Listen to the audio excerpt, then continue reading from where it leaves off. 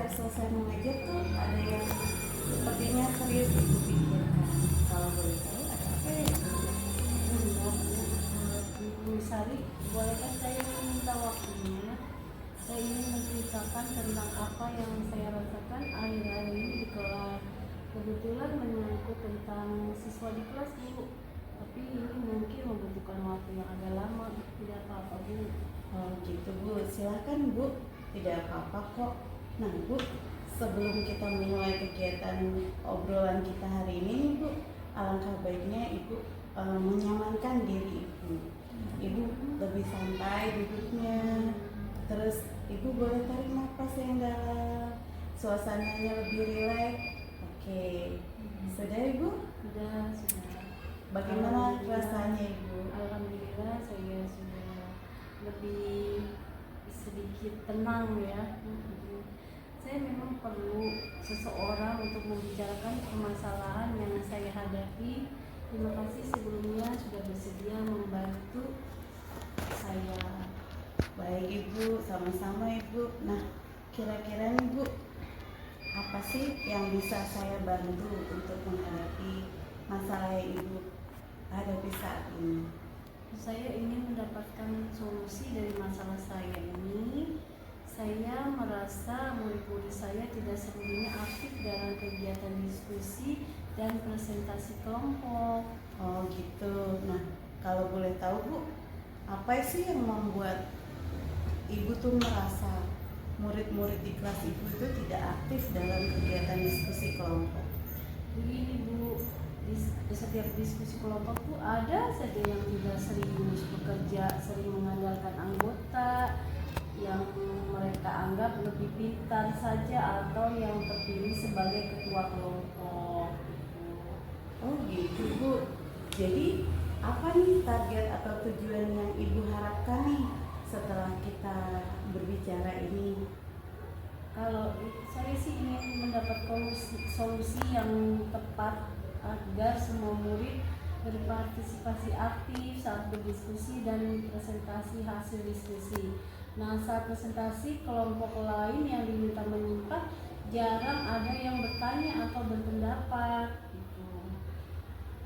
Menurut Ibu nih Bu, hal apa saja sih yang bisa membuat murid-murid Ibu tuh kurang efektif dalam kegiatan pembelajaran dengan metode diskusi kelompok Bu? Entahlah Bu, mungkin karena mereka takut salah bicara atau tidak punya pertanyaan karena memang kurang paham gitu, atau tugas terlalu mudah hingga dapat diselesaikan oleh beberapa anggota yang kerjanya cepat. Oke, nah kalau boleh tahu Bu, dalam satu kelompok itu ada berapa orang ya Bu? Dalam satu kelompok sekitar 7-8 orang. Oke, nah dengan 7-8 orang dalam satu kelompok itu, apakah menurut Ibu itu sudah efektif? Semula saya pikir itu akan memudahkan saya dalam merekap hasil kerja kelompok, tapi dampak negatifnya malah dalam kerja kelompok itu ada yang cuma menunggu hasil atau cuma menyalin hasil jika tidak ditunjuk melakukan tugas penting yang ditentukan oleh ketua kelompok. Oh gitu Bu. Nah, apa saja nih yang bisa membuat murid Ibu antusias dan aktif dalam diskusi kelompok dan presentasi tadi? Menurut saya sih masing-masing harus punya tugas yang spesifik. Terus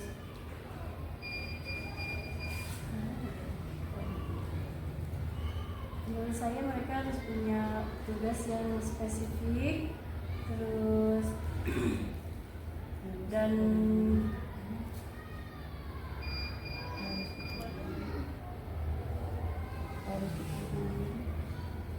harus dikurangi. Menurut saya mereka tuh harus punya tugas yang lebih spesifik lagi, terus harus dikurangi jumlah anggota kelompoknya. Kalau bisa sih tugasnya bisa mereka kerjakan dengan senang hati. Wah, saya pendapat tuh dengan Ibu. Nah, menurut pendapat Ibu mengenai tugas yang diberikan kepada kelompok, apa penyebab penyimak presentasinya tidak antusias ya Bu? Seperti karena tanggapan kurang homogen. Terus yang menyampaikan pendapat juga seperti membacakan resume tanpa ekspresi, tidak seru, jadi membosankan. Nah, intinya perlu perbaikan ya Bu ya dalam pengorganisasian kelompok dan diferensiasi lagi nih Bu hasil diskusi serta cara menanggapi presentasi yang disimak ya Bu. Benar. Nah Bu, lalu apa alternatif perubahan yang sekiranya bisa Ibu lakukan sebagai langkah perbaikan dalam pengorganisasian kelompok dan berdiferensiasi hasil diskusi serta bagaimana cara menanggapi presentasi dari kelompok yang maju Bu? Saya akan coba perkecil lagi jumlah anggota kelompoknya. Terus alternatif hasil diskusi juga sepertinya perlu dimerdekakan, dianeka-ragamkan, misalnya dengan gambar, poster, puisi, narasi deskriptif, atau apalah yang mereka suka. Kan kalau dari gambar apa yang diketahui maksudnya itu bisa memotivasi untuk bertanya. Wah, ide yang bagus tuh Bu. Lalu penganeka-ragaman tanggapannya bagaimana agar lebih menarik lagi? Dimerdekakan dan didiferensiasikan juga Bu, misalnya selain dengan gambar deskripsi, narasi, pantun, bisa juga dengan gambar sederhana, misalnya gambar permen, bintang, bunga, atau apalah gitu. Pertanyaannya juga bisa disampaikan secara tertulis, misal ditulis di stick note, terus yang berwarna itu terus mereka tempelkan pertanyaannya di papan pertanyaan. Wah, keren tuh Bu.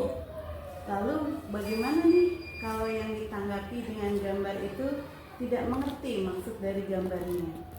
Ya, jangan asal gambar. Yang menanggapi dengan gambar harus bisa menjelaskan alasan mengapa ia menanggapi dengan gambar tersebut. Oke, stop. Masuk. Ya, itu bagus banget tuh Bu. Nah, selanjutnya Bu, bagaimana dengan langkah yang akan Ibu lakukan untuk mewujudkan ide keren tersebut Bu? Saya akan berkomitmen untuk selalu membuat rencana pembelajaran menggunakan metode diskusi dan presentasi yang mengasihkan. Saya menggunakan media yang beragam dan memerdekakan murid secara bertanggung jawab dalam memilih media. Cara mereka memahami dan menanggapi suatu materi yang didiskusikan dan dipresentasikan. Nah, bagus sekali tuh Bu, saya sangat mendukung. Mudah-mudahan semua berjalan lancar dan sesuai harapan. Terima kasih Bu Sari atas waktunya untuk sharing. Mudah-mudahan kita semua bisa menjadi guru yang selalu dirindukan oleh murid-murid kita ya. Amin. Nah Bu, kalau boleh tahu, kira-kira ini kapan kegiatan observasi bisa saya lakukan di kelas ini? Hari Selasa boleh Bu? Boleh, jam berapa Ibu? Jam 9 Bu. Oke, baik, berarti besok saya akan ke kelas Ibu ya. Baik, untuk Bu. observasi Baik, kelas. tunggu Terima di dalam kasih. kelas saya. Terima kasih Bu Sari.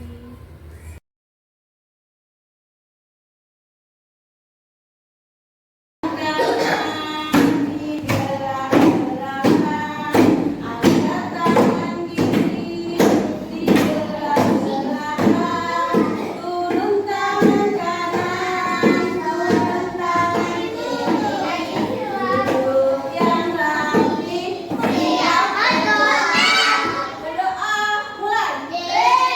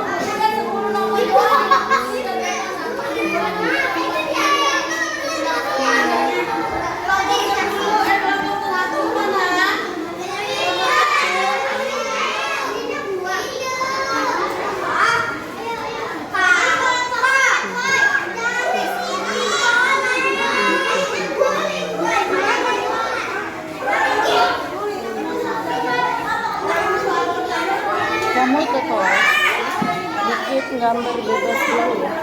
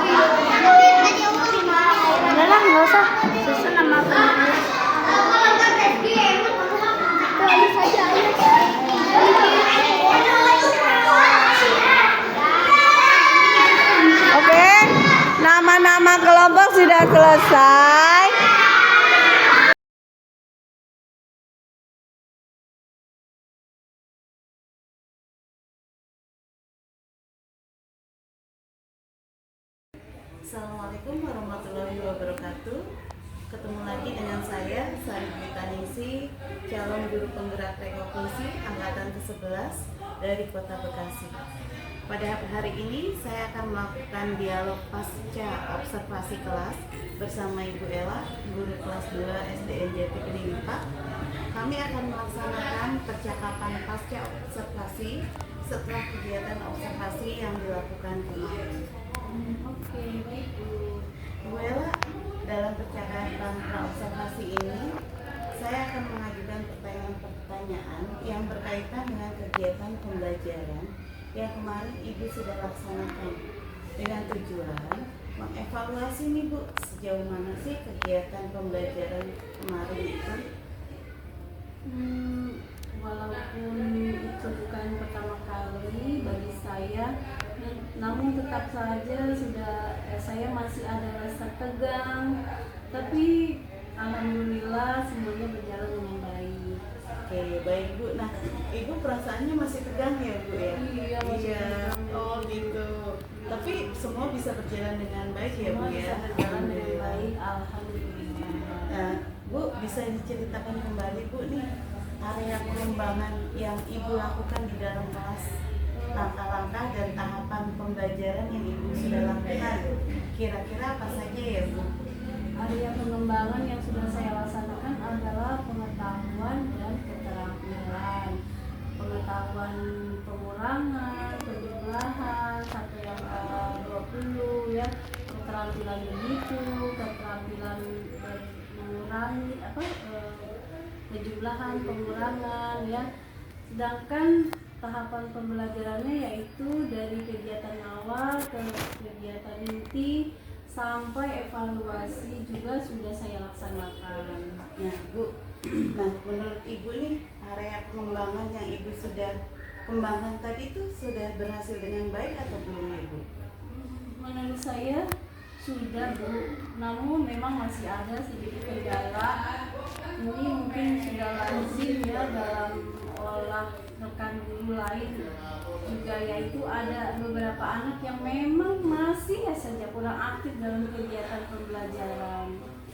Betul Bu, kalau masalah seperti itu memang lazim ya Bu dialami oleh guru lain.